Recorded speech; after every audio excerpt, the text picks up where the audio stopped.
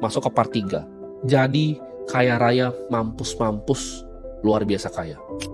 Lu bakal mikir, mungkin gue ngomong, oke, abis bikin duit dari bisnis lu investasi gitu. Enggak.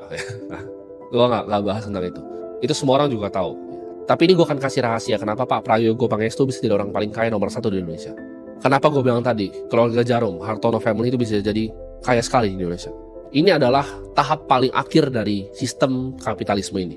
Kalau mesin lu udah jalan, mesin lu, gue sebutnya mesin aja deh. Mesin lu udah jalan, yang tadi gue bilang, kuncian tadi ada leverage-nya, semua udah jalan, udah ada karyawannya, udah ada sistemnya, udah ada manajemennya. Ketika mesin lu udah jalan, bikin orang lain tertarik untuk punya bagian kecil dari mesin lu. Itu rahasianya. Hal paling berharga yang lu punya dalam bisnis lu, itu adalah equity, atau saham, kepemilikan lu di dalam bisnis lu sendiri. Ini yang bikin orang tuh bisa jadi super konglomerat. Mereka memanfaatkan market yang paling efisien, yaitu pasar modal. Gimana caranya mendapatkan uang publik untuk monopoli pasarnya lagi? Ya, ini yang Warren Buffett lakukan.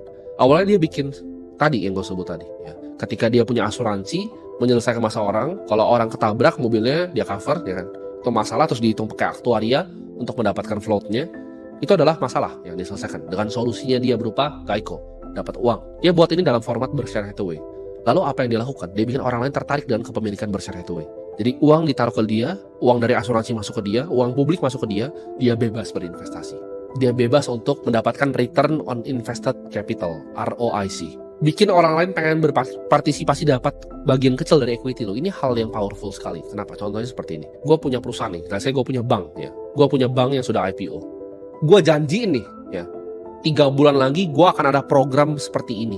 Gue akan develop misalnya aplikasi wealth management seperti ini. Gue ngomong tuh di shareholders meeting, gue taruh di presentasinya, earnings call gue kasih tahu juga target gue mau seperti apa. Apa yang terjadi dengan publik?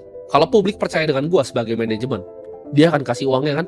Ketika dia kasih uangnya itu baru gue pakai untuk bikin produknya beneran. Ngerti gak lo? Ini gila banget gitu. Jadi lu bisa janjiin sesuatu, lu dapat uang dulu baru lu bikin. Terus ini cycle ulang terus. Ketika lu tepatin janji lu bisa janjiin sesuatu yang lebih besar lagi. Karena dunia ini semua itu panggung sandiwara, dan gue kasih tau, it's all a Ponzi scheme. Semua di market finansial itu adalah Ponzi scheme. Orang janjiin dulu dapat uangnya baru dia buat. Orang janjiin dulu dapat uang baru dia buat. Tapi bedanya dengan skema Ponzi yang scam adalah, kalau yang scam itu meledak karena uangnya dibawa lari. Kalau ini uangnya nggak dibawa lari, tapi skemanya itu sama. Lu janjiin orang dulu. Itu kan perusahaan TBK seperti itu. Oke, gue ada tanah sebesar ini, saya akan bangun loh. Belum saya bangun, tapi orang udah berbondong-bondong untuk beli sahamnya. Paham gak kalian? Ini salah satu yang disebut naga juga nih. Usahanya seperti itu. Dia janjiin, oke, saya punya tanah sebesar ini ya. Saya akan develop sekian. Kalian hitung ya, per meternya itu rumah itu bisa misalnya 15 juta sampai 20 juta per meter. Tanah land bank saya sebesar ini. Saya akan develop. Kamu percaya gak saya akan develop? Oke, saya percaya karena kamu naga. Saya kasih uangnya. Akhirnya apa? Jadi ke develop beneran. Itu stage akhir dari kapitalisme. Lu manfaatkan uang dari publik. Karena setiap kali lu beli saham, yang menang tuh siapa? Yang punya sahamnya. Ya. Ini kenapa orang miskin tuh sebenarnya kalau nggak punya mindset yang sulit kaya. Ketika lu belanja ke supermarket, yang punya supermarket tuh orang kaya. Ketika lu dapat gaji, ya lu dapat gaji nih. Lu oke, saya mau berinvestasi. Lu mau berinvestasi, lu investasi ke siapa? Orang kaya lagi, dia lagi yang lu sumbang. Lu sumbang semua uang lu, semua energi lu ke dia.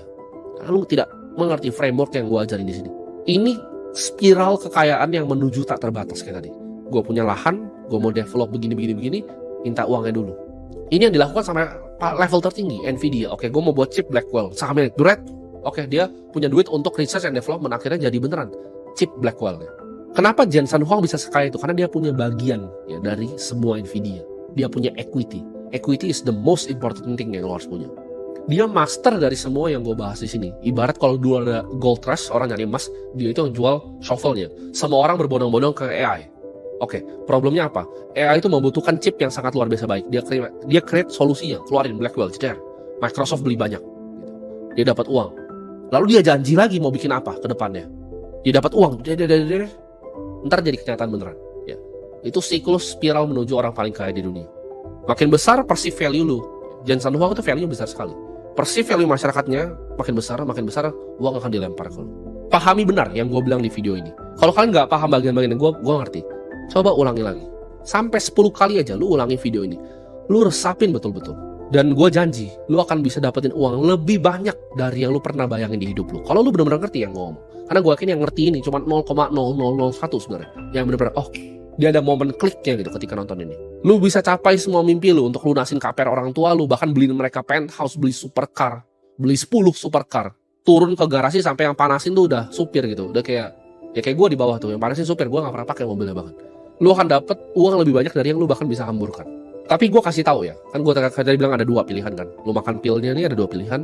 Lu mau jalan yang tadi, yang lu mau nuker waktu lu dengan uang tapi lebih aman secara masyarakat, atau lu mau ikutin yang masalah gue, cari problem, balut solusi dengan leverage, lalu main di capital market. Tapi gue kasih tau sini, ya, di ujung jalan yang indah ini yang kalian bayangin, itu semua tidak seperti yang kalian bayangkan di ujung sana. Tidak sesenang itu di ujung sana. Tapi itu untuk hari lain kita bahasnya. Semoga bermanfaat.